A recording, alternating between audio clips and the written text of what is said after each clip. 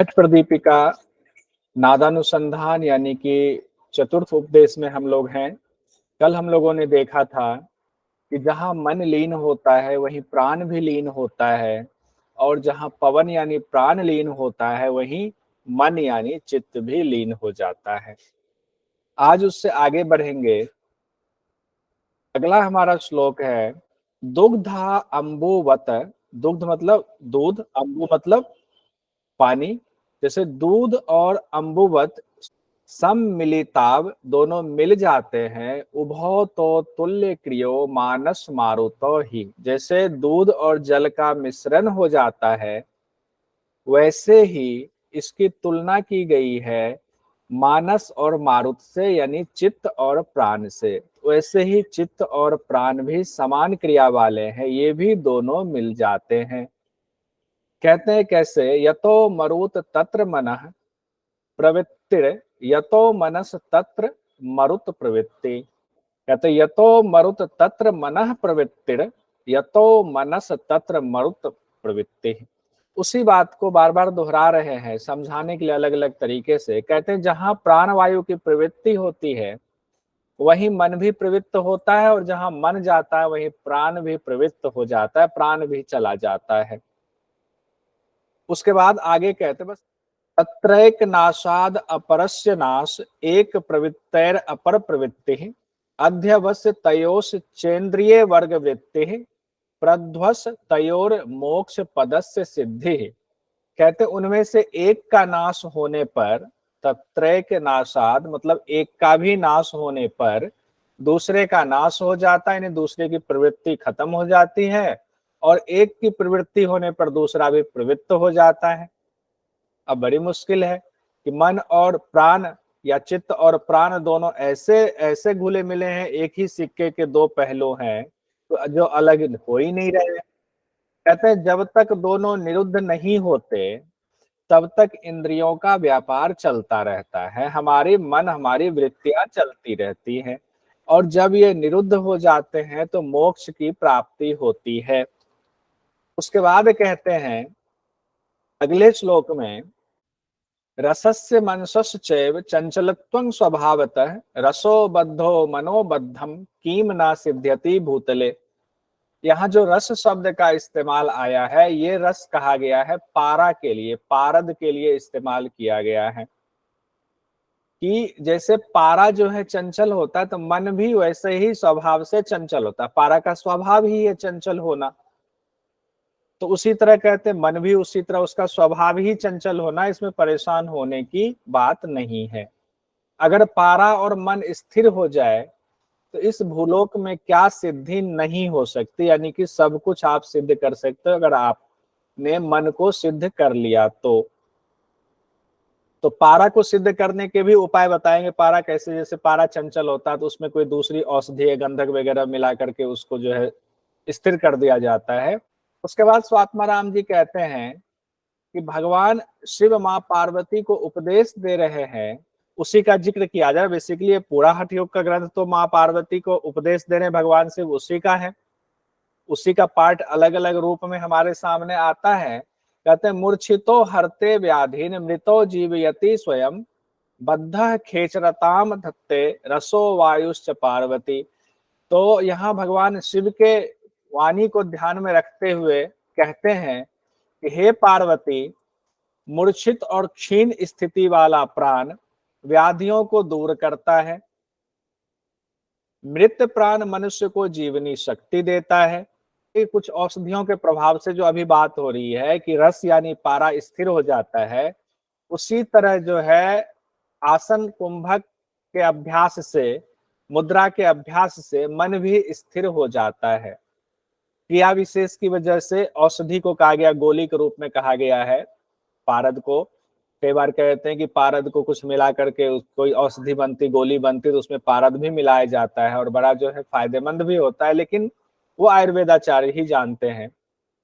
तो उनको औषधि बना देने पर पारद और निरुद्ध प्राण साधक को आकाश गमन की शक्ति प्रदान करता है। तो यहाँ अगर एग्जाम में आ जाए कि कौन आकाश गमन की शक्ति प्रदान करता है, तो दो चीजें कही गई, पारद और निरुद्ध प्राण। कहते हैं मनः स्थैर्यम स्थिरो वायुस ततो बिंदु स्थिरो भवेत, बिंदु स्थैर्यात सदा सत्वं पिंड स्थैर्यम प्रजायते। कहते हैं मन स्थिर होता है तो प्राण भी स्थिर हो जाता है, और उसके फलस्वरूप क्या होता है, एक तीसरी चीज यहाँ आई, बिंदु भी स्थिर होता है, और बिंदु स्थिर होने से शरीर में स्थिरता और शक्ति आती है। तो ये वाला इंपॉर्टेंट पॉइंट है, इसको रख लेंगे कि बिंदु के स्थिर होने से क्या होता है। तो कहते हैं बिंदु के स्थिर होने से शरीर में, पिंड में स्थिरता, सदा सत्वं पिंड स्थैर्यम, शरीर में स्थिरता और शक्ति आती है। उसके बाद आगे बढ़ते हैं, कहते हैं अब यहाँ नाद की महत्ता बता रहे हैं, क्योंकि नादानुसंधान है तो धीरे धीरे नाद की तरफ मामला बढ़ रहा है। तो यहाँ नाद की विशेषता बताते हुए कहते हैं कि इंद्रियाणाम मनोनाथो मनोनाथस्तु मारुतः, मारुतस्य लयो नाथम स लयो नादम आश्रितः। कहते हैं इंद्रियों का स्वामी मन है, मन का स्वामी वायु है, और प्राण वायु का नाथ लय है। यानी कि अब देखिए सीक्वेंस कैसे बना रहे हैं, ये तो हम लोग जानते हैं इंद्रियों का स्वामी मन है, अब मन का स्वामी वायु है, ये नोट कर लीजिए, और वायु का नाथ जो है, यानी वायु का स्वामी ही लिख देते हैं, नाथ शब्द कहा गया है तो ये स्वामी ही है, वायु का स्वामी लय है। उसके बाद कहते हैं और लय नाद पर आश्रित है। तो जब सब कुछ, अब ये पूरा सीक्वेंस ऊपर से जुड़ता हुआ आ रहा है कि नाद का अभ्यास क्यों करना चाहिए, तो उसको समझाने के लिए एक सीक्वेंस रिश्ता जोड़ा गया है। वो जो रिश्ता जोड़ा गया है उसको एक बार जल्दी जल्दी फिर से देख लेते हैं, किस तरह से ये रिश्ता जुड़ रहा है। कहते हैं इंद्रियों का स्वामी मन है, मन का स्वामी वायु है, वायु का स्वामी लय है, और लय जो है वो नाद पर आश्रित है। तो इसीलिए नादानुसंधान करेंगे तो सब कंट्रोल में आएगा। यहाँ एक और मत की बात कही गई है, क्योंकि कई बार मतांतर की बात आई है, तो यहाँ एक और मत की बात स्वात्माराम जी कहते हैं। स्वात्माराम जी कह रहे हैं सोयम एवास्तु मोक्षाख्यो मास्तु वापि मतांतरे मनः प्राण लये कश्चिद आनंद संप्रवर्तते। कि एक मत में नाद में चित्त का लय होना ही मोक्ष है, और दूसरे मत में मन और प्राण का लय होने पर भी एक अनिर्वचनीय आनंद की अनुभूति होती है। यानी कि जरूरी नहीं है कि एक ही मत है कि नाद में चित्त का लय हो गया तो मोक्ष मिल गया। कहते नहीं, एक और मत है, उस मत के मुताबिक मन और प्राण का लय होने पर भी बहुत आनंद की अनुभूति मिलती है। जो मन और प्राण हम संबंध समझ रहे थे, अब बाद में कहते हैं कि नाद में जो है चित्त लय हो जाए, पहले तो मन में प्राण लय हो गया, अब वो मन जो है यानी चित्त जो है अब नाद में लय हो गया, तब जो है हमें आनंद की अनुभूति, इसमें यही समझाएगा, लेकिन दूसरा मत भी यहाँ दिया हुआ है। उसके बाद कहते हैं प्रनष्ट श्वास निश्वास प्रध्वस्त विषय ग्रह निश्चेष्टो निर्विकारस्य च लयो जयति योगिनाम। जिनका श्वास प्रश्वास निरुद्ध हो गया है, प्रनष्ट हो गया है, और विषय का ग्रहण बंद हो गया है, ऐसे चेष्टा रहित और विकार रहित साधकों को लय की प्राप्ति आसानी से हो जाती है।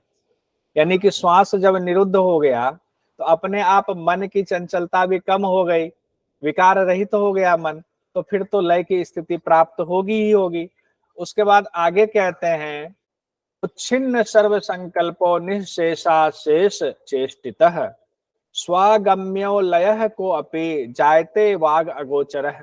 कहते जिनके सभी संकल्प उच्छिन्न सर्व संकल्प, सभी संकल्प जिनके नष्ट हो गए हैं, निःशेषाशेष चेष्टितः, जिनकी इंद्रियां अब कोई चेष्टा नहीं कर रही है किसी विषय के प्रति, इंद्रियों का विषय से संबंध जो है वो बंद हो गया है, तो सभी प्रकार की चेष्टाएं समाप्त हो गई है। कहते तब एक अपूर्व लय की उत्पत्ति होती है, जिसकी अनुभूति तो होती है लेकिन उसका वर्णन नहीं किया जा सकता, शब्दों से उस स्थिति का वर्णन संभव नहीं है। अब कुछ चीजें इसलिए वर्णन नहीं शब्दों से किया जा सकता है क्योंकि इसकी बड़ी सुंदर व्याख्या विद्वानों ने दी है। कहते हैं कि अगर अनामिका जी या अजय जी मुझसे कुछ पूछ रहे हैं कि आप गांव गए थे, जो खाया था उसका स्वाद कैसा था? आपने कहा एक फल मैंने खाया था जो आपने शायद नहीं देखा होगा, स्वाद कैसा था? तो अगर मैंने वो फल कभी खाया ही नहीं था और आपने वो फल देखा ही नहीं, तो मैं बताऊंगा कैसे? और उसका स्वाद किसी फल से मिलता ही नहीं तो बताऊंगा कैसे? अगर उसका आम से मिलता हो तो कहूँ कि आम जैसा स्वाद था, गन्ने के रस से मिलता तो कहूँ कि नहीं, उस जो फल खाया था उसका गन्ने के रस जैसा स्वाद था। अब ये तो ऐसी चीज हो रही जो मुझे पहली बार हो रही, आपको होगा तो आपके लिए पहली बार होगा, तो उसको शब्दों से हम बयान नहीं कर सकते। उसी तरह जब ब्रह्म की प्राप्ति होती है तो उनको शब्दों से बयान नहीं किया जा सकता है। आगे कहते हैं यत्र दृष्टिर लयस तत्र भूतेन्द्रिय सनातनी सा शक्तिर जीव भूतानाम द्वय अलक्ष्ये लयं गते। कहते हैं जिस साधक की भूत और इंद्रियों में रहने वाली अंतःकरण ब्रह्म तत्व में लीन हो जाती है, यानी दृष्टि लौकिक पदार्थों से हटकर शून्य जैसी हो जाती है, तब उसकी शक्ति ब्रह्म में लीन हो जाती, समाधि की प्राप्ति हो जाती है। उसके बाद कहते हैं लयो लय इति प्राहु की दृशम लय लक्षणम अपुनर्वासनोत्थानाल लयो विषय विस्मृति। कहते हैं लोग लय लय तो कहते हैं, लेकिन लय का लक्षण क्या है? विषय की विस्मृति ही लय है, क्योंकि उस अवस्था में वासनाओं का अभाव हो जाता है, और विषय जो है हमारी वासनाओं से, कामनाओं से जुड़ी हुई है। आगे कहते हैं अब यहाँ पर सांभवी मुद्रा, हम लोगों ने 10 मुद्रा पढ़ा, 10 मुद्रा में सांभवी मुद्रा नहीं था। तो एग्जाम में जब इस तरह से क्वेश्चन आता है घट प्रदीपिका के मुताबिक 10 मुद्राओं में इनमें से कौन सा था या कौन सा नहीं था, तो ये दिमाग में ध्यान रखेंगे। 10 मुद्रा की बात की जा रही तो उसमें सांभवी नहीं है, लेकिन अलग से सांभवी के बारे में बताया गया, व्याख्या की गई, अच्छे से व्याख्या की गई है, वो भी नादानुसंधान वाले में, मुद्राबंध में नहीं की गई है। कहते हैं वेद शास्त्र पुराणानि सामान्य गणिका इव एकैव सांभवी मुद्रा गुप्ता कुल वधुर इव। कहते हैं वेद शास्त्र और पुराण सामान्य गणिका के समान है, बस एक तुलना दिखाने की कोशिश हो रही है। सिर्फ एक सांभवी मुद्रा ही कुल वधु की तरह गुप्त है। तो सिंपल सा लिख लेंगे कि वेद शास्त्र और पुराण को किनकी तुलना में सामान्य गणिका कहा गया है, तो वो ध्यान रखेंगे सांभवी मुद्रा के दौरान ऐसा कहा गया था। असंभवी मुद्रा को किसकी तरह गुप्त रखना चाहिए? तो सांभवी मुद्रा को कुलवधु की तरह वो गुप्त रखने वाली चीज है, इतना मतलब उसका इंपॉर्टेंस दिखाने के लिए कहा गया है। अब सांभवी मुद्रा में पहले थोड़ी सी स्थिति बता रहे हैं कि सांभवी मुद्रा की स्थिति कैसे होती है। तो स्वात्मा राम जी कहते हैं अंतर लक्ष्यम बहिर्दृष्टि निमेश उन्मेष वर्जिता ऐसा सा सांभवी मुद्रा वेद शास्त्रेषु गोपिता। कहते हैं कि सांभवी मुद्रा में ऐसी दृष्टि होती है आंखों की कि जैसे लगता है कि बाहर देख रहे हैं, लेकिन सच ये है कि लक्ष्य अंदर है, हम अंदर देख रहे हैं, बस दिखने में लगता है कि बाहर दृष्टि है, कि ये आदमी बाहर देख रहा होगा किसी चीज को, ऐसा नहीं होता है। उसके बाद कहते हैं निमेष उन्मेष वर्जिता। निमेष उन्मेष मतलब पलकों का जो गिरना और उठना, उसी को निमेष उन्मेष कहते हैं। वो भी अपलक हो जाता, वर्जित हो जाता, यानी कि अब पलकें ऐसे ऐसे नई पलक के झपक नहीं रही हैं, अब पलक हो जाती है। इसी को सांभवी मुद्रा कहा गया है। इसी को वेद शास्त्रों में कहा गया है कि बहुत ही गोपनीय है। अब देखिए जो ऊपर कहा गया था कि वेद शास्त्र पुराण जो है वो सामान्य गणिका है, तो यहाँ तात्पर्य ये नहीं था कहने का कि वेद शास्त्र जो है गणिका के समान है, बस तुलना करने के लिए ये भावात्मक रूप से समझाया गया, क्योंकि यहाँ कहा गया ना वेद शास्त्रों में ही तो सांभवी मुद्रा को गोपनीय कहा गया है, तो वेद शास्त्र कैसे सामान्य गणिका के समान हो सकती है? तो बस वो समझाने के लिए कहा गया है। उसके बाद और सांभवी मुद्रा के बारे में कहते हैं अंतर लक्ष्य विलीन चित्त पवनो योगी यदा वर्तते दृष्टया निश्चल तार्यात बहिरअधः पश्यन् अपश्यन् अपि मुद्रयाम खलु सांभवी भवति सा लब्धा प्रसादाद गुरोः शून्या शून्य विलक्षण स्फुरति तत् तत्वं पदम सांभवम। अब पूरी व्याख्या यहाँ और की जा रही है उससे आगे। तो एक क्वेश्चन और ध्यान रखेंगे, अगर आ जाए कि हठ प्रदीपिका में सांभवी मुद्रा का वर्णन कौन से उपदेश में किया गया है, तो मुद्रा बंद समझ करके तीसरा उपदेश नहीं लगाएंगे, चतुर्थ उपदेश में है। उसके बाद इसका अर्थ देखते हैं कि योगी जब अंदर लक्ष्य करके उसी में चित्त और प्राण को लय करके रखता है, यानी योगी जब अंदर लक्ष्य की बात की गई है और उसी में चित्त और प्राण को लय कर दिया, और उस वक्त ऐसा लगता है कि वो बाहर देख रहा है, लेकिन वास्तव में वो बाहर देख नहीं रहा होता, बस उसकी दृष्टि बाहर से ऐसी लगती है लोगों को कि ये बाहर देख रहा होगा, लेकिन वो देख तो अंदर रहा है। कि कहा गया है कि योगी जब अंदर लक्ष्य करके उसी में चित्त प्राण को लय करके रखता है, लेकिन अधः पश्यन नीचे की तरफ देखता हुआ लगता है, अपश्यन अपि जबकि वो देख नहीं रहा होता है, तब वह सांभवी मुद्रा होती है। ये सांभवी मुद्रा गुरु की कृपा से मिलती है, गुरु की कृपा से ये लब्ध होती है, प्राप्त होती है। शून्य और अशून्य से विलक्षण वह तत्व जो आत्म तत्व है, परमात्म तत्व है, तब प्रकाशित होता है, यानी कि तब वो साक्षात हो जाता है सांभवी मुद्रा के द्वारा। उसके बाद कहते हैं श्री सांभव्यास च खेचर्या अवस्था धाम भेदतः भवे च चित्त लयानंद शून्य चित्त सुख रूपिणी। कहते हैं सांभवी और खेचरी मुद्रा में अवस्था और स्थान की वजह से भेद है, नहीं तो दोनों ही उतना ही इंपॉर्टेंट है। सिर्फ अवस्था और स्थान की वजह से धाम यहाँ शब्द इस्तेमाल किया गया है, खेचरी और सांभवी में भेद है। फिर भी दोनों से चित्त का लय हो जाता है, भवेत चित्त लयानंद, जो कि सुख रूपिणी है, यानी वो स्थिति चित्त आनंद देने वाली है, यानी कि शून्य का मतलब निरालंब हो जाना, और निरालंब किसी विषय पे आलंबन ना होना, और निरालंब हो जाना ही समाधि की स्थिति है, किसी विषय का अवलंबन नहीं। यहाँ जो इंपॉर्टेंट चीज आता है वो श्री शब्द लगाया गया है, तो ध्यान रखेंगे कि इस्तेमाल आ जाता है कई बार कि श्री शब्द का इस्तेमाल हठ प्रदीपिका में किस मुद्रा के लिए किया गया है, तो सांभवी मुद्रा के लिए किया गया है। और श्री का इस्तेमाल एक और आसन के लिए किया गया था मुद्रा के पहले, मयूरासन। वाह, याद है, बहुत बढ़िया। तो मयूर आसन के लिए श्री का इस्तेमाल किया गया। तारे ज्योतिषी संयोज्य किंचिद उन्मनयेद ध्रुवो पूर्व योगम मनोयुंचन युंजन उन्मनी कारक क्षणात। कहते हैं कि दृष्टि को ज्योति में लगा करके, भ्रुवो भ्रिकुटी को थोड़ा ऊपर उठा करके, उन्नमयेद मतलब होता उन्नयन, थोड़ा सा उठा करके, भ्रुवो मतलब भूमध्य कहते हैं, भ्रिकुटी को थोड़ा ऊपर उठा करके मन में पूर्व में बताए गए योग का ध्यान करने से शीघ्र ही उन्मनी अवस्था की प्राप्ति होती है।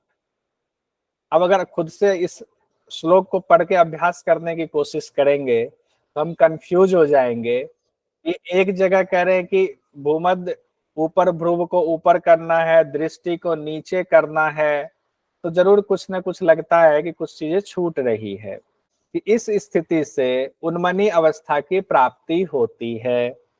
उसके बाद आगे कह रहे हैं, कहते केचिद आगम जालेन केचिद निगम संकुले केचिद तर्केन मुह्यंति नैव जानन्ति तारकम।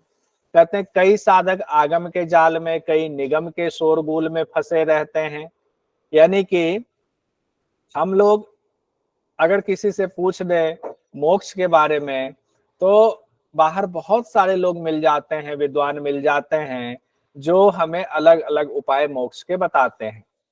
उसी चीज को यहाँ स्वात्मा राम जी कहते हैं। आगम का मतलब हम लोग जानते हैं, जो वेद को आगम कहा गया है। कहते हैं कई आगम के जाल में, कई निगम के जाल में, और अलग अलग विधि उपाय के जाल में, उनके जाल में फंसे रहते हैं। कोई जो है तर्क करके कि हम ये जानते हैं, इस तरह से जो है मोक्ष की प्राप्ति होती है, ऐसे बहुत सारे मत प्रचलित है। तो अलग अलग उपाय से जो तत्व को जानने का दावा करते हैं, लोगों को सिखाते हैं, और जो उसमें उलझ जाते हैं, उनके बारे में कहते हैं कि वो लोग मुक्ति देने वाले यानी तारने वाले उन्मनी अवस्था को जान ही नहीं पाते, क्योंकि वो तो उसी में उलझे रह जाते हैं और उसी में मोहित रहते हैं। हम तो बहुत कुछ जानते हैं और हम उस मोक्ष का अभ्यास भी कर रहे हैं, को पाने का, उस तत्व ज्ञान को दर्शन करने का। उसके बाद कहते हैं अर्धो उन्मिलित लोचन स्थिर मना नासाग्र दक्षिण स चंद्रकार अपि लीनताम उपनयन निस्पंद भावेन यह ज्योति रूपम अशेष बीजम अखिलम दैदीप्यमान परम तत्वम तत् पद्म एति वस्तु परमम वाच्यम किम अत्राधिकम।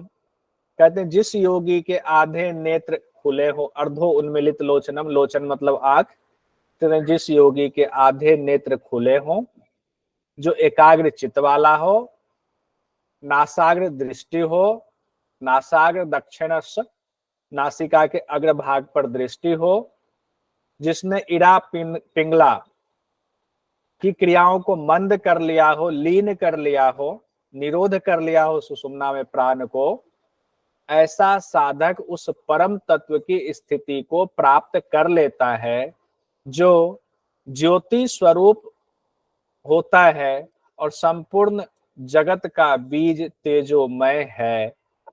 यानी कि ब्रह्म की बात कर रही, उनको प्राप्त कर लेता है। किससे? शांभवी मुद्रा की व्याख्या की गई उसके द्वारा।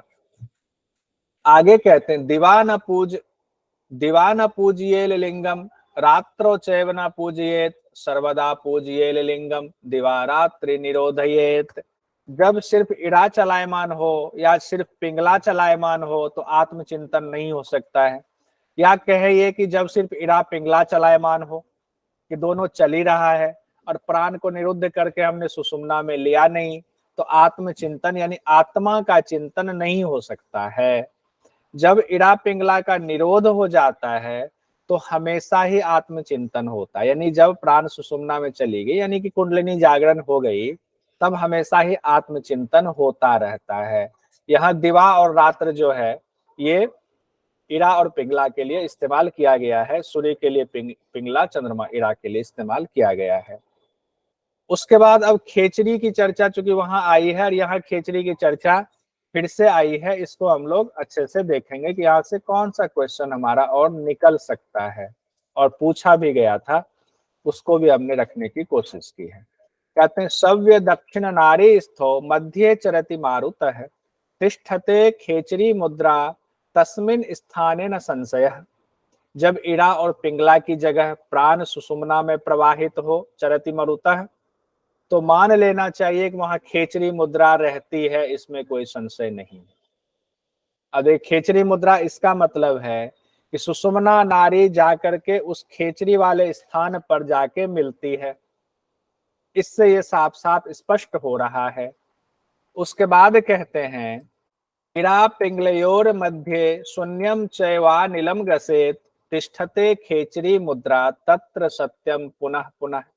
कहते इड़ा और पिंगला के बीच में रहने वाली शून्य यानी सुषुम्ना जब अनिल यानी प्राण वायु को लीन कर लेती है, ग्रस लेती मतलब प्राण वायु को लीन कर लेती है, तब खेचरी मुद्रा होती है। यही सत्य है, बारंबार यही सत्य है। सत्यम तत्र सत्यम पुनः पुनः, कि यही बार सत्य इसी को कहा गया है। अब देखिए कहाँ तो खेचरी मुद्रा हम लोग पढ़ रहे थे कि सिर्फ जो है चंद्रमा से सिर्फ रसपान करने तक सीमित थे, लेकिन जब चीजें बढ़ रही हैं और व्यापक हो रही हैं तो आध्यात्मिक दृष्टि से कहाँ चीजें पहुंच रही हैं कि सुषुम्ना में जब प्राण वायु को लीन कर लेता है तब खेचरी मुद्रा होती है। आगे तो और भी इसकी व्याख्या में और विशद व्याख्या की गई है। कहते हैं सूर्यात चंद्रमसौर मध्य निरालंब अंतरे पुनः संस्थिता व्योम चक्रे या सा मुद्रा नाम खेचरी। जब प्राण सुषुम्ना में प्रवाहित हो रहा है तो स्थिति निरालंब की हो जाती है, ठीक है, क्योंकि प्राण जो है हमारा रुका, तो प्राण रुका तो मन जो है, चित्त जो है निरालंब होगा ही होगा। कहते हैं उसी का स्थान व्योम चक्र में है, यानी जिसका स्थान व्योम चक्र में है इसे ही खेचरी मुद्रा कहते हैं। तो सुषुम्ना में ही खेचरी मुद्रा का स्थान बताया गया है। और स्थिति सिर्फ स्थान ही नहीं बताया गया है, ये भी बताया गया है कि मानसिक स्थिति तब कैसी होगी।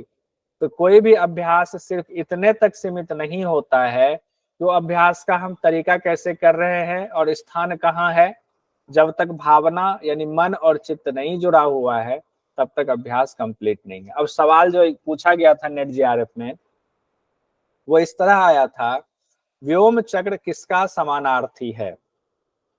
ज्ञान मुद्रा का, खेचरी मुद्रा का, यही आया हुआ था, मूल बंध का और विपरीत करनी मुद्रा का, ये 4 ऑप्शन दिए गए थे। तो अब कौन सा ऑप्शन सही होगा? खेचरी मुद्रा, खेचरी मुद्रा 2 नंबर का ऑप्शन है। 2 नंबर का ऑप्शन, ये सवाल आया हुआ था। तो अब तो हम लोग, अच्छा बहुत सारे लोग कंफ्यूज हो गए कि जिसका स्थान व्योम चक्र है तो व्योम चक्र किसका समानार्थी होगा। सब लोग कंफ्यूज हो रहे, व्योम मतलब सब ढूंढ रहे थे आकाश, तो कहीं विशुद्धि चक्र का तो नहीं है, लेकिन खेचरी मुद्रा से संबंधित है ये। अब आगे कहते हैं, सोमाद यत्रोदिता धारा साक्षात साशिव वल्लभा, यहां से भी क्वेश्चन आता है, पूर्येद अतुलाम दिव्या सुषुम्नाम पश्चिमे मुखे।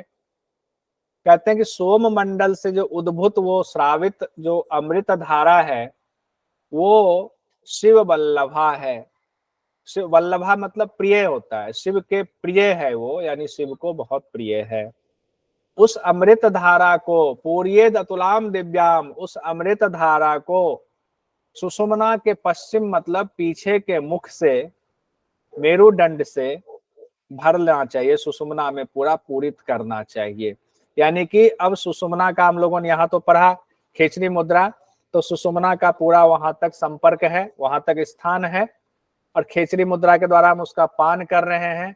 अब इससे ये बात समझ में आती है कि खेचरी मुद्रा के दौरान जो पान कर रहे हैं तो वो सुषुम्ना में पूरा भर रहा है वो अमृत, ना कि वो नाभि में आकर के नष्ट हो रहा है।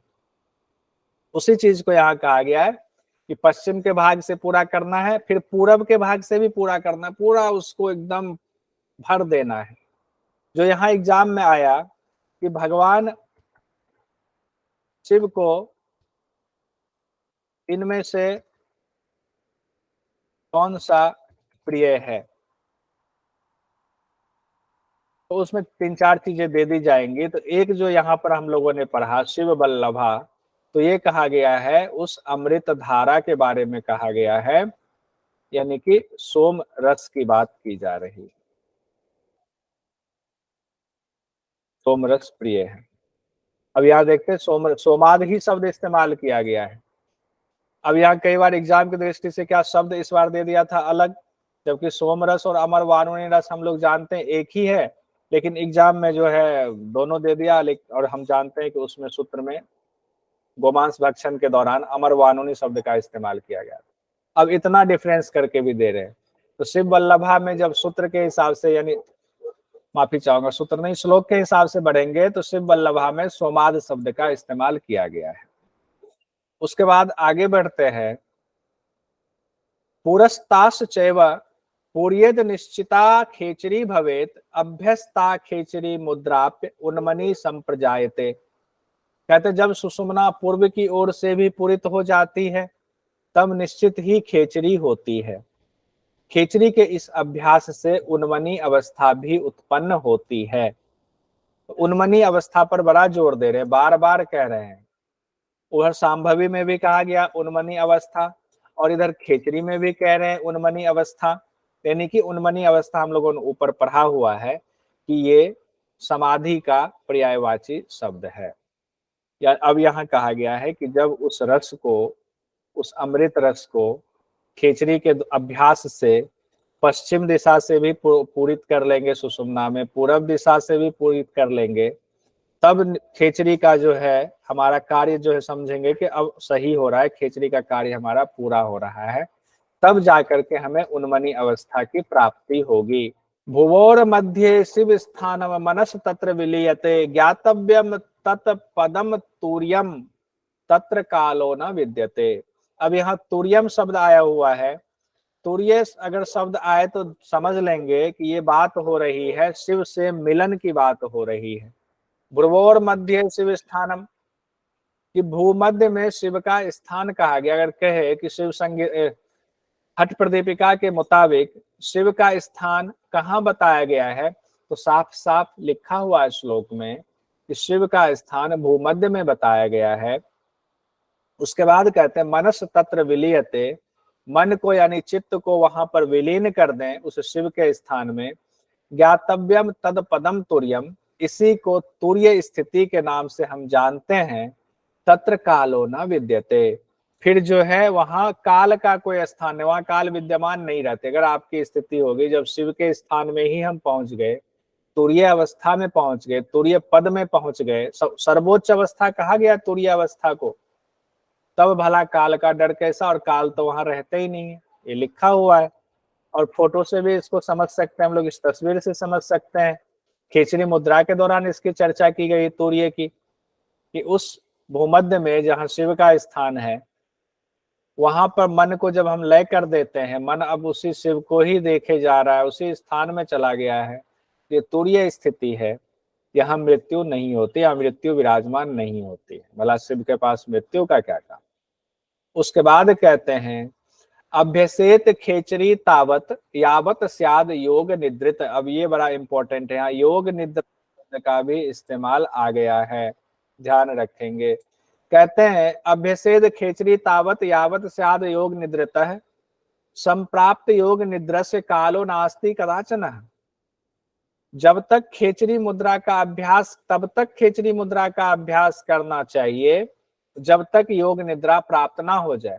यानी कि योग निद्रा प्राप्त होने तक खेचरी मुद्रा का अभ्यास करना चाहिए। कहते योग निद्रा की स्थिति प्राप्त हो जाने पर काल का कोई डर नहीं रहता है, काल का कोई भय नहीं रहता है। अगर एग्जाम में आ जाए कि हठ प्रदीपिका में योग निद्रा का जिक्र किस मुद्रा के दौरान आया हुआ है, तो हम कह सकते हैं कौन सी मुद्रा के दौरान आया हुआ है, खेचरी मुद्रा। खेचरी मुद्रा की प्राप्ति योग मुद्रा बताया गया है। या दूसरे तरह से किस मुद्रा के अभ्यास से योग निद्रा की स्थिति प्राप्त होती है, तो खेचरी मुद्रा। उसके बाद कहते हैं निरालंबम मनः कृत्वा ना किंचित अपि चिंतयेत सा वाह्य अभ्यांतरम व्योमनी घटवद तिष्ठति ध्रुवम।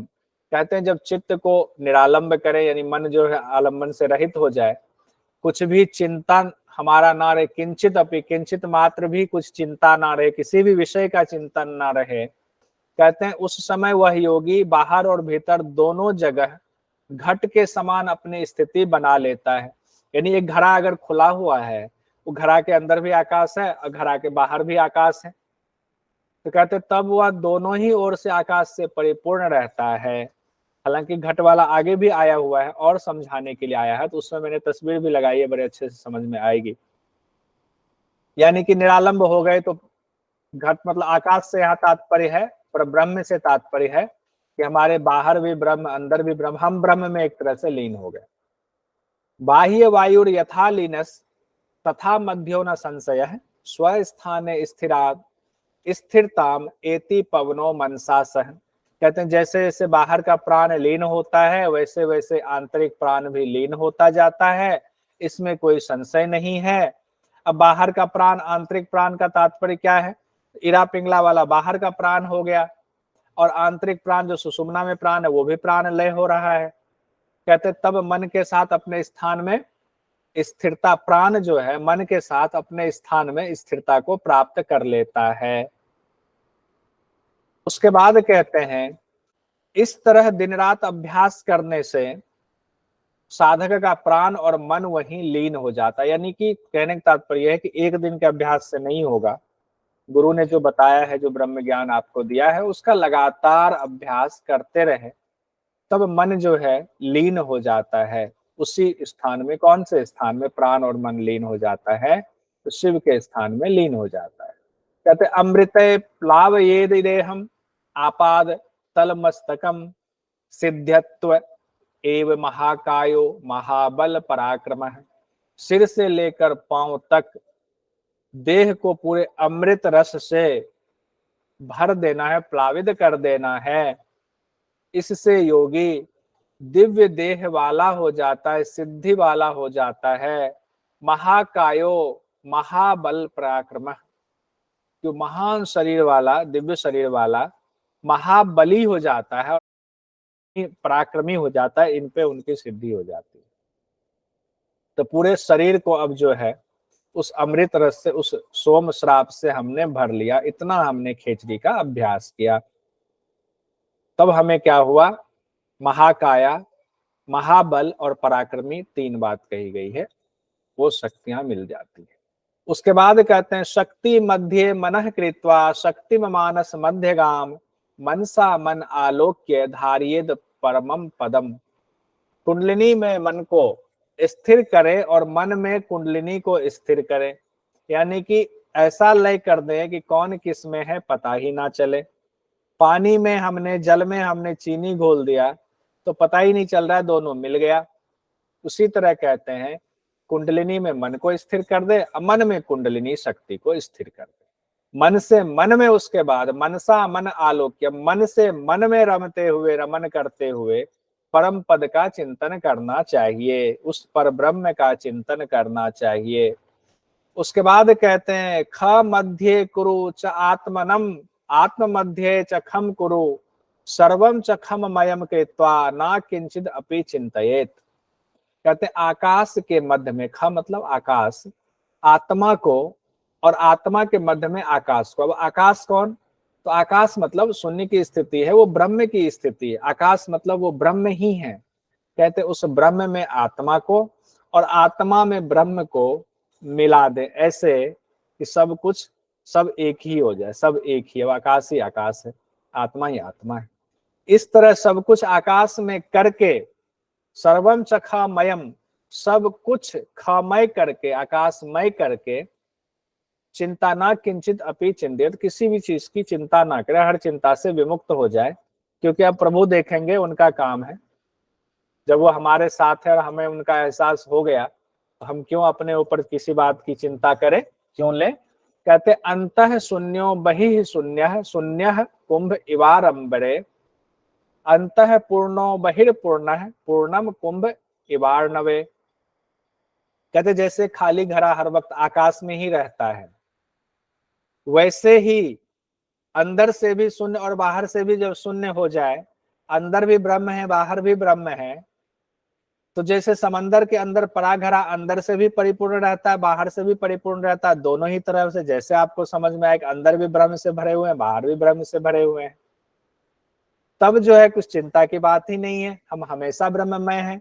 जैसे ये घड़ा है, इस घड़ा की स्थिति ये है कि घड़ा खुला हुआ है, इसके अंदर भी आकाश है, ऊपर से बंद कर देंगे घटाकाश हो जाएगा, अभी बंद नहीं, खुला हुआ है, तो पूरा आकाश एक ही है। इसके लिए एक ही आकाश है, बाहर भी वही आकाश है अंदर भी वही आकाश है। आकाश में घड़ा स्थित है, घड़ा किसी और जगह स्थित नहीं है, ना ही दो आकाश है, यहाँ पर एक ही आकाश में घड़ा स्थित है। उसके बाद कहते हैं बाह्य चिंता न कर्तव्या तथैवांतर चिंतनम सर्व चिंताम परित्यज ना किंचित अपि चिंतयेत। साधक को संसार के बाहर और भीतर के विषयों का चिंतन नहीं करना चाहिए। अगर आप समाधि की स्थिति में हैं तो बाहर और विषय के भीतर अब कोई विषय पर हम चिंतन नहीं करेंगे, सभी चिंतन को त्याग देंगे। सर्व चिंताम परित्यज, त्याग देंगे, किसी भी विषय में नहीं लगाएंगे हम अपनी इंद्रियों को, खास करके मन को। ये श्लोक अब जो अगला है ये योग वशिष्ठ से लिया गया है, क्योंकि इसमें राम शब्द का इस्तेमाल किया गया है। ऐसा श्लोक है हठपर दीपिका में जो योग वशिष्ठ से जो मेल खाता है या योग वशिष्ठ से लिया गया है। तो कहते हैं हाँ, एक श्लोक है चतुर्थ उपदेश में 58 नंबर का श्लोक, जो कि योग वशिष्ठ से लिया गया। और योग वशिष्ठ में हम जानते हैं कि वशिष्ठ ऋषि भगवान राम को योग के बारे में बता रहे हैं, तो उसकी चर्चा है यहाँ पर, वहां से संदर्भ उठाकर रखा गया है। कहते हैं संकल्प मात्र कलनैव जगत समग्रम संकल्प मात्र कलनैव मनोविलासः संकल्प मात्र मतिम उत्सृज निर्विकल्पम आश्रित्य निश्चयम अवाप्नोहि राम चान्तिम। यहाँ वशिष्ठ मुनि कह रहे हैं, हे राम, पूरा संसार मन की कल्पना है, मन का ही व्यापार पूरा है, मन को रोक लिया तो संसार होते हुए भी कुछ नहीं है। मन को आत्मा में लगा दें तो शाश्वत शांति प्राप्त होगी, और चित्त के विलीन हो जाने पर कैवल्य की स्थिति प्राप्त हो जाएगी। अब जैसे रजनीश जी एक दिन बता रहे थे कि बड़े चिंतित थे, इतने चिंतित थे कि उन्होंने एक दिन रात को सोचा कि रजनीश तुम मर गए हो। जब मर गए तो किसी चीज का भान ही नहीं है, तो उन्होंने अपने मन को एक तरह से मार दिया। फिर उनको जो वो तकलीफ थी उससे दूर हो गए। तो वो एक स्टेज आप कह सकते हैं कि छोटा सा अभ्यास करा उन्होंने। उसी तरह हम लोग भी अगर इस तरह से अभ्यास करें, हम जब तक सोचते रहते उसने ये कहा था, उसने ये कहा था, उसका ऐसा हो गया था, उसने बेइज्जत कर दिया था, तो जब तक हम मन से ये सोचते रहते हैं तभी तक वो संसार हमें दुखी देता रहता है, तब तक मन का व्यापार चलता है। और जब मन को ही रोक दिया तो वो क्या था क्या नहीं था उसका कोई मायने नहीं रहता है। यही बात भगवान राम को वशिष्ठ मुनि समझा रहे थे, और उसी को श्लोक को यहाँ पर हठ प्रदीपिका में स्वात्मा राम जी समझाने के लिए लेकर आए कि मन का व्यापार कैसे चलता है, इसलिए मन के व्यापार को रोकना है। कहते हैं कर्पूरम अनलय यदवद सैंधवम सलिले यथा यथा संधियमानम च मनसब तत्वे विलीयते। कहते जैसे आग में कपूर मिल जाता है, तो आग में कपूर मिल गया तो स्थिति खत्म, दोनों ऐसा मिल जाता पता ही नहीं चलता है कौन किस में है, अब ढूंढते रहें। जल में नमक विलीन हो गया तो अब जल में नमक आप ढूंढते रहे, नहीं मिलेगा। कहते वैसे ही जब ब्रह्म में आपने मन को विलीन कर दिया तो भी पूरी तरह लीन हो जाता, फिर मन को आप क्या अलग करेंगे, पूरा विलीन कर दें उसी तरीके से जैसे आग में कपूर मिलता है और पानी में जल में नमक विलीन होता है, सैंधव जैसे सलिल में विलीन होता है। अब इतनी व्याख्या स्वात्मा राम जी देते आ रहे हैं, किसी भी तरह तो समझ में आ जाए हम साधकों को। कहते ज्ञेयम सर्वम प्रतीतम च ज्ञानम च मनः उच्यते, ज्ञानम ज्ञेयम समनष्टम नान्यम पंथा द्वितीय कह। कहते जो कुछ भी ज्ञेय मतलब जाना जाता है या होता है वो सभी ज्ञान की ही वस्तु है, और ज्ञान ही मन कहलाता है। कि हम जान रहे हैं कभी क्लास में 24 लोग या 23 लोग या 25 लोग हैं, तो ये जो है ज्ञान की वस्तु है, हमें ज्ञान जानकारी हुई, और ये ज्ञान की वस्तु मन कहलाता, मन के द्वारा हम इस चीज को जानते हैं। इसीलिए ज्ञान और ज्ञान की वस्तु को नष्ट करने के अलावा दूसरा कोई रास्ता नहीं है अगर आपको समाधि चाहिए तो। उसके बाद आगे कहते हैं मनोदृश्यम इदम सर्वम यत किंचित सचराचरम मनसो ह्ये उन्मनी भावाद द्वैतम नैवो लभ्यते। कहते हैं जो कुछ भी दिखने वाला ये संपूर्ण दृश्य है, मनोदृश्यम है, वह मन का ही तो विषय है। जब मन उन्मनी भाव को प्राप्त हो जाता है, यानी कि सारे विषय ही खत्म है, तो हमारे लिए तो कोई द्वैत भाव नहीं है। फिर हमारे लिए तो विश्व अलग और ब्रह्म अलग है ही नहीं, क्योंकि हमने अपने मन के विषयों को ही रोक दिया, उन्मनी भाव में चले गए ब्रह्म में। तब कहाँ हमारे लिए कौन सा संसार है, तब तो हमारे लिए वो ब्रह्म ही सारा संसार है। उसके बाद कहते हैं ज्ञेय वस्तु परित्यागाद विलियम याति मानसम मनसो विलिय जाते कैवल्यम अवशिष्यते। कहते हैं ज्ञेय वस्तु के परित्याग से मन ब्रह्म में विलीन हो जाता है, मन के विलीन होने पर कैवल्य ही शेष रह जाता है। अब देखिए कितना, जब बाहर सब कुछ छोड़ दिया, वृत्तियां सब रुक गई, महर्षि पतंजलि ने कहा है चित्त की वृत्तियों का निरोध ही योग है, वही कैवल्य ही सब शेष। अब कैवल्य कैवल्य है, अब रम जाइए कैवल्य में, किसी चीज की चिंता ही नहीं, आनंद ही आनंद है। एवं नाना विधोपाया सम्यक स्वानुभवान्विता समाधि मार्गा कथिता पूर्व आचार्य महात्म भी। यानी कि पूर्व के आचार्य और महात्माओं ने अपने अनुभव के आधार पर अलग अलग प्रकार के, नाना प्रकार के समाधि के मार्गों के बारे में बताया है। बहुत सुंदर। उसके बाद आगे कहते हैं, एक तो संत जो है स्वात्मा राम जी भी हुए जो बता रहे हैं, उन्होंने शास्त्र लिखा, तो एक उपाय वो भी बता रहे हैं इनमें से।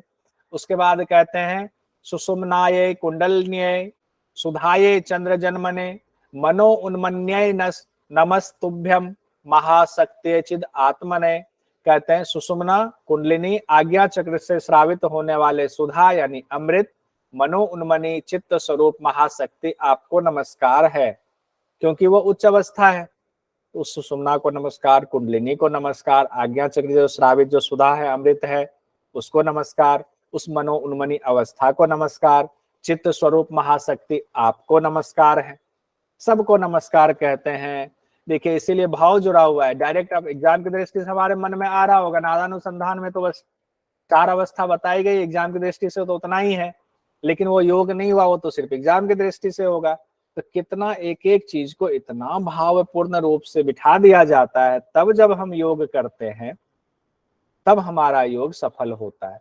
कहते हैं अशक्य तत्व बोधानाम मूढ़ानाम अपि सम्मतम प्रोक्तम गोरक्षनाथेन नादोपासनम उच्यते। कहते हैं स्वात्माराम जी, तत्व ज्ञान को पाने में जो असमर्थ लोग हैं, अब उनके लिए गोरक्षनाथ के द्वारा जो कही गई नाद की उपासना है उनका अब मैं वर्णन करता हूं। अब नाद की उपासना का वर्णन कर रहे हैं। अब नाद की उपासना का वर्णन यहाँ होगा तो चारों नाद भी बताया जाएगा। अब मुझे लगता है यहाँ छोड़ देना चाहिए, क्योंकि फिर नाद कल एक साथ ही चारों नाद कर लेंगे तो ठीक रहेगा।